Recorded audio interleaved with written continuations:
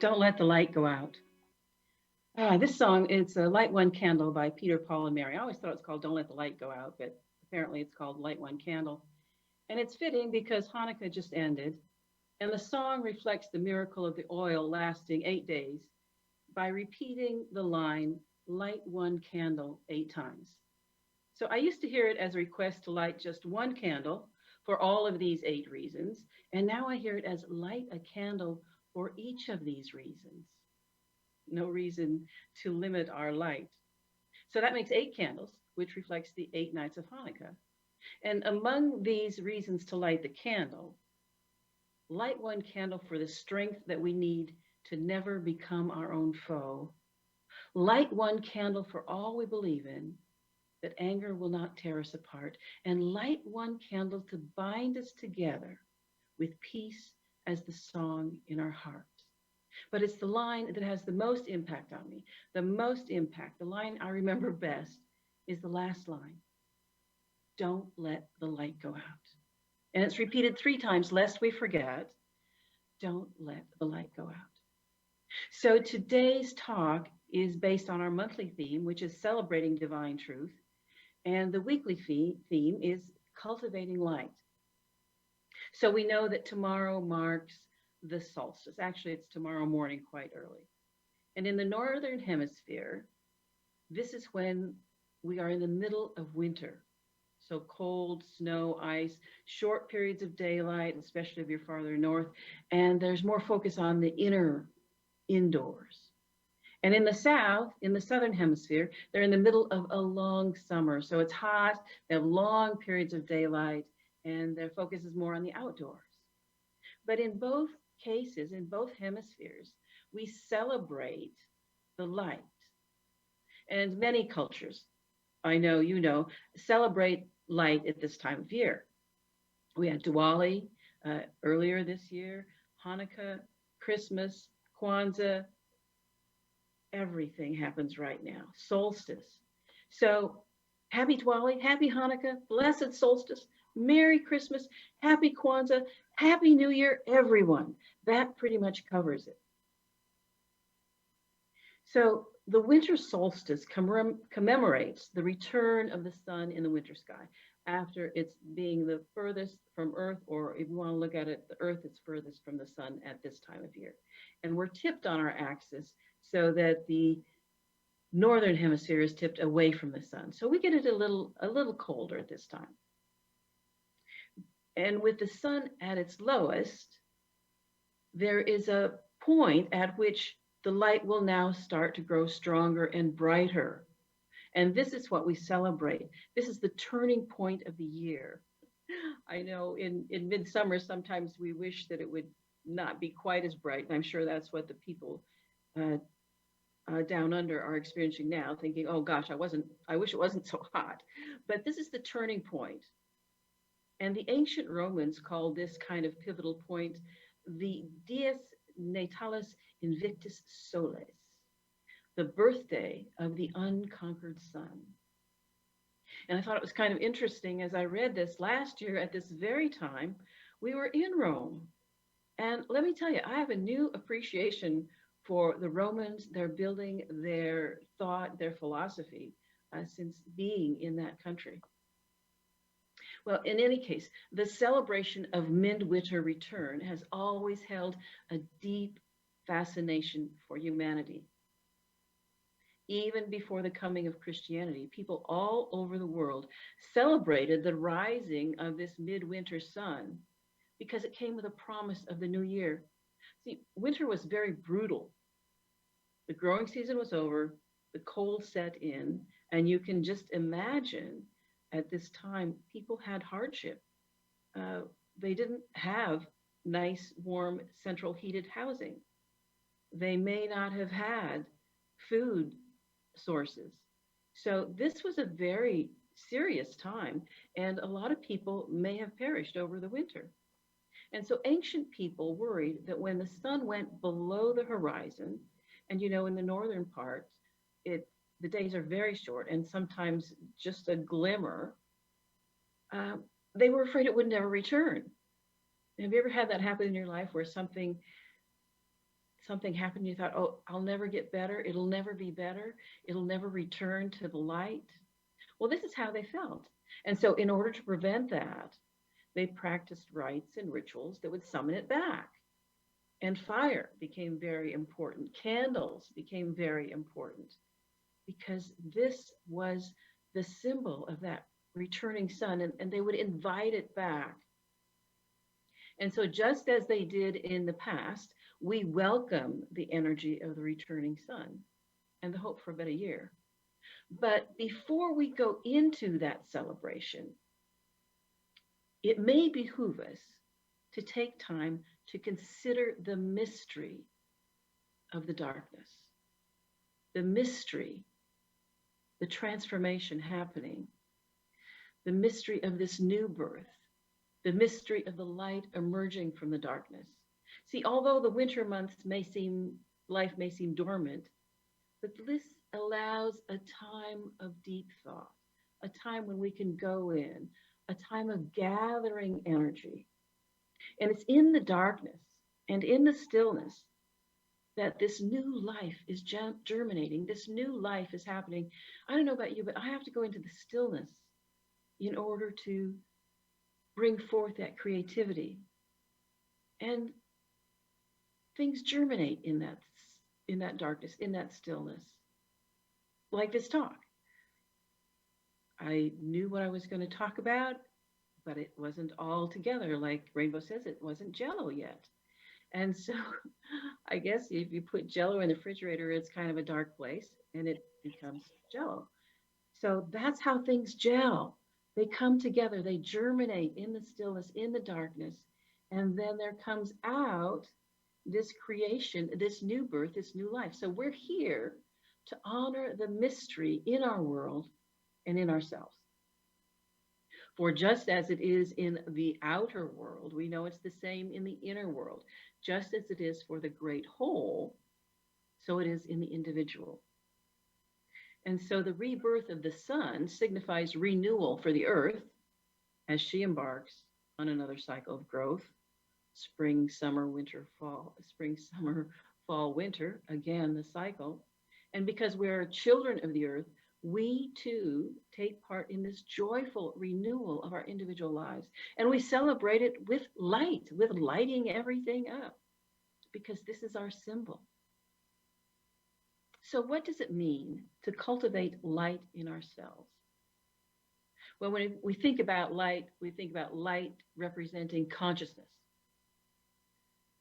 When we don't understand something, we say we must bring it to light.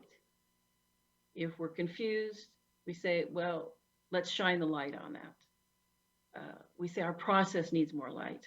And of course, the old story tells a person on their hands and knees searching around in the dirt, and a friend asks, what are you doing?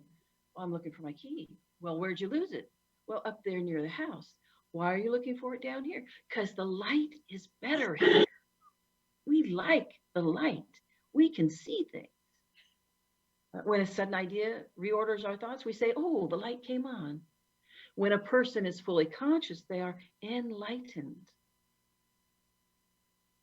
And so those who have awakened to the truth about reality, we often call them illumined or mystical, often refer to their visions as expressions of light. A Sufi mystic spoke of a light gleaming in the unseen. He said, I glazed at it continually until the time came when I had wholly become the light.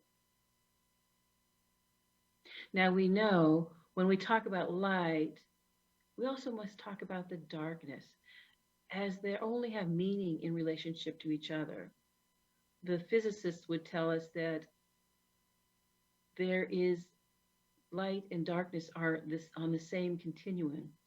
The darkness is just the absence of the light. In other words, we don't know dark without the contrast of light.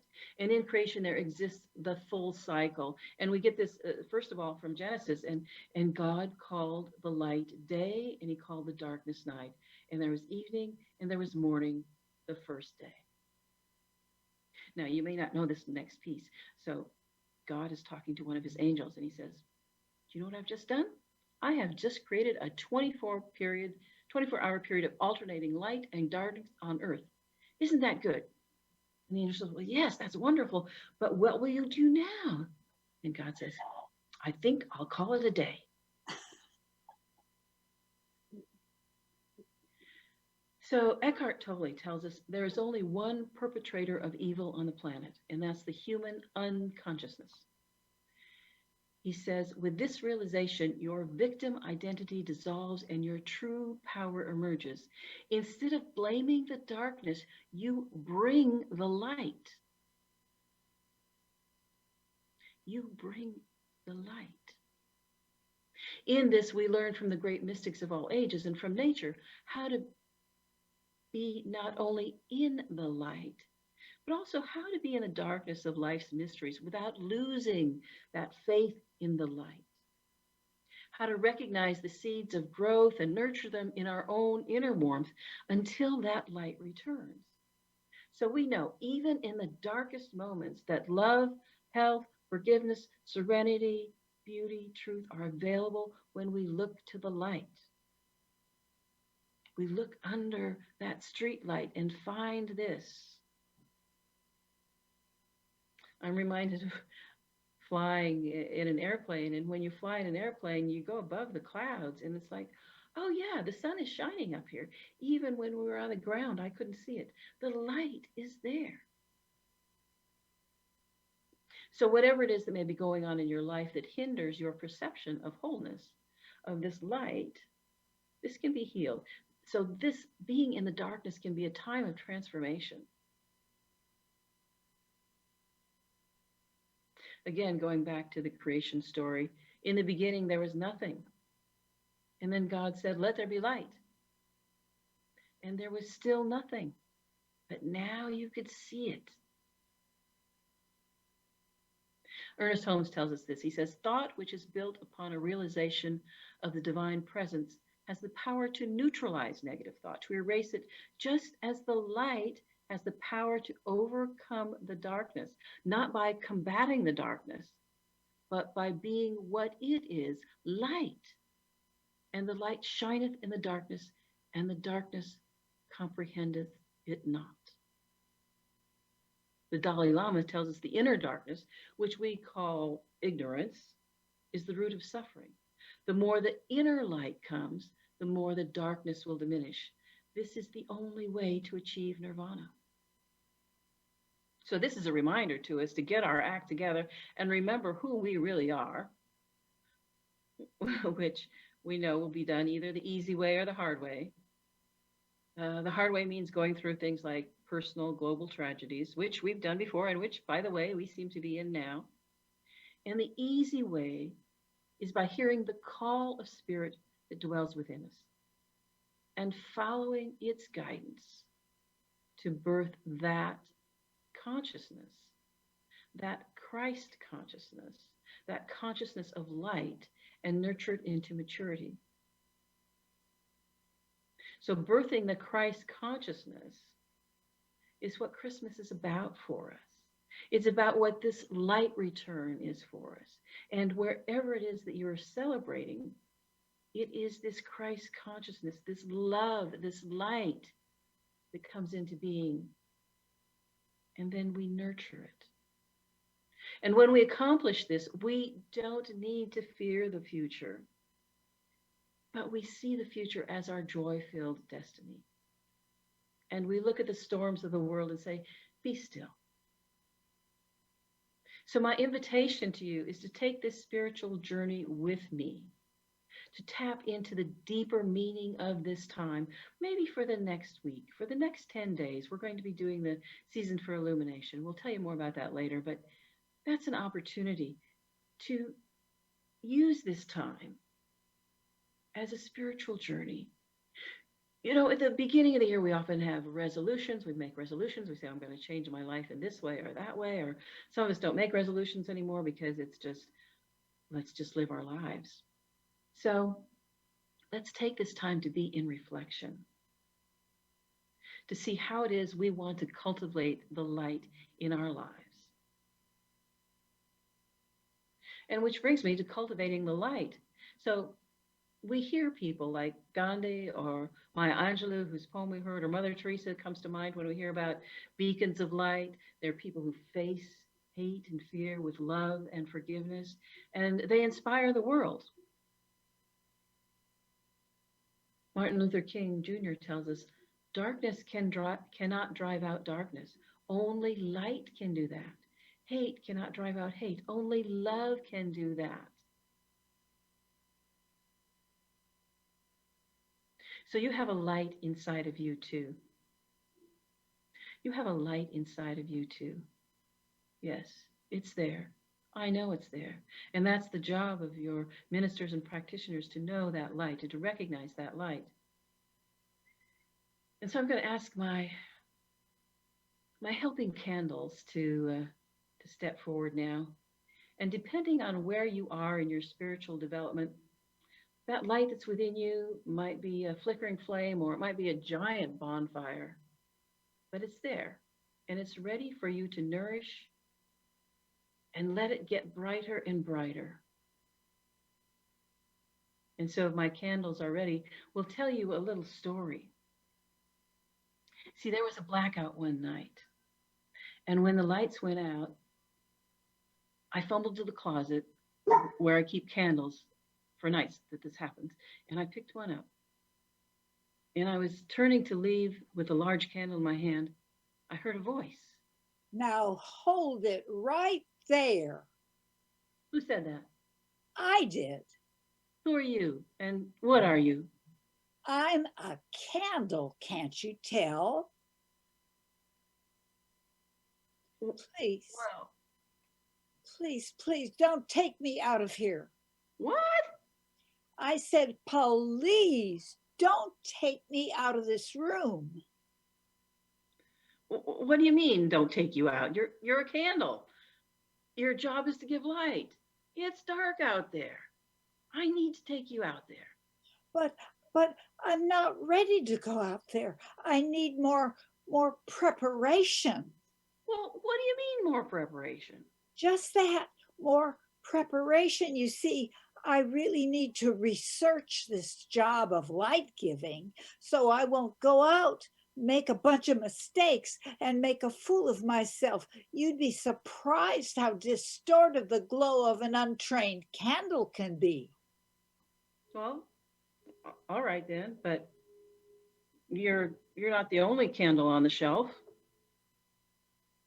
I'm I'll just take another one. No, no, we aren't going either. Not me. Uh, what do you mean you're not going either? You're candles. Your job is to light dark places. Well, that may be what you think. You may think we have to go, but I'm busy. I'm meditating on the importance of light. It's really enlightening. Uh, oh, okay. And you? Are you going to stay too? I'm waiting to get my life together. I'm not stable enough. Uh, okay. What about you? You're my last hope. I'd really like to help, really, I would. But lighting the darkness is not my gift. You see, I'm a singer. I sing to other candles to encourage them to burn more brightly. This little light of mine, I'm gonna let it shine, let it shine, let it shine, let it shine. And so the four little candles filled the closet with singing to each other about light, but refused to come out. Ernest Holmes tells us, "You are the light of the world." He says, he continues, "Man is the candle of Lord." How important then that this light be kept trim and burning with the oil of pure spirit, through the wick of peace and joy. In this way do we glorify that indwelling presence. So when you have experienced the light of the divine, even momentarily, through meditation, you can begin to cultivate that divine light inside of you. And when you begin to express it through your thoughts and action, it creates a ripple effect of love in the world. See, when Benjamin Franklin wanted to introduce street lighting to the people of colonial Philadelphia, he didn't lobby the politicians. He didn't publish editorials. He didn't argue with those who disagreed with him. He just hung a lantern in front of his house. And then every evening, as dusk appeared, he faithfully lit the wick. And then people out in the dark could see his street light, and they were grateful to walk in its friendly glow. And soon the neighbors started doing the same, and the city was illuminated. So Benjamin Franklin became the light. He didn't ask anyone to do anything. He just lit the wick every night. And people will take your example far more seriously than they take your advice. I know it works for me. I'm much more often to follow an example than to do what somebody asked me to do. So this welcoming of the light is an energetic creative process. It's universal and personal. And part of the process is recognizing that you never act alone. Any moment you choose to move out of your old conditioning, the support and upliftment of the whole is with you. I like to speak of it as if the universe is conspiring in your favor. See, you're part of a vast consciousness that supports your individual choices, actions, and life. And this Christ consciousness, which we come to as rebirth at this time, is reawakened, re-energized right now, right in this light. The more you open yourself up and experience the connection with that, the more you experience yourself as part of the divine whole, the one light. And we do this work not only for ourselves, but for the world, for our families and communities. We shine the light on our planet. Hafiz tells us this. He says, even after all this time, the sun never says to the earth, you owe me. Just think what a love like that can do. It can light up the whole world. So I know that there's a place for you to shine this coming year. It may be a project that'll change the lives of others, or it may be healing that comes with one act of forgiveness or compassion. And so what is that light? What does it want to be in you? So here in our center, you are just as much a holiday miracle as the turning of the earth, as persistence and dedication to a faith, as the creation of each new life. We see the love you give to others, the space you create to hold one another's joys and sorrows, and the generosity and spirit you entrust to this community. You are the holiday miracle, and this community is one of the miracle makers. And see how bright this light is when we join together. You see, the light has always returned to its fullness. It never really went anywhere. We just couldn't see it. The light is ever within us, always shining, if we but look for it within our hearts. So be the light you want to see in the world, and see and know the light in everyone, regardless of appearance. And let us take this into our prayer treatment today, this idea of light, of being the light, of embodying the light, of letting that light shine.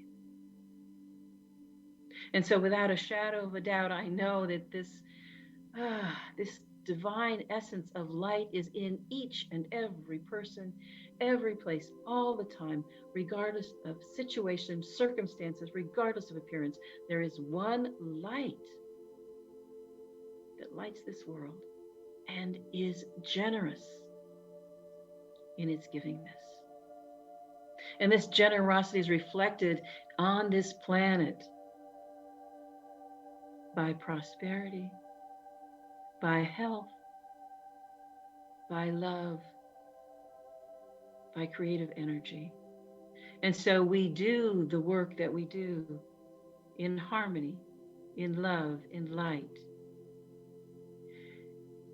And we recognize our abundance in everything that we see, in the raindrops, in the tree leaves, in the leaves that have fallen to the ground. Oh, there's an abundance. And so knowing this abundance, knowing the health, the returning health of this planet, and knowing that each person is filled with that light. I just let it be. I'm in gratitude for this, and my gratitude overflows, spills over, and encompasses this globe. I see it spreading with joy, with light, with peace of the season. And so I just let it be. It's good. It's very good. And in my gratitude, I release. I let go. I let God. And so it is.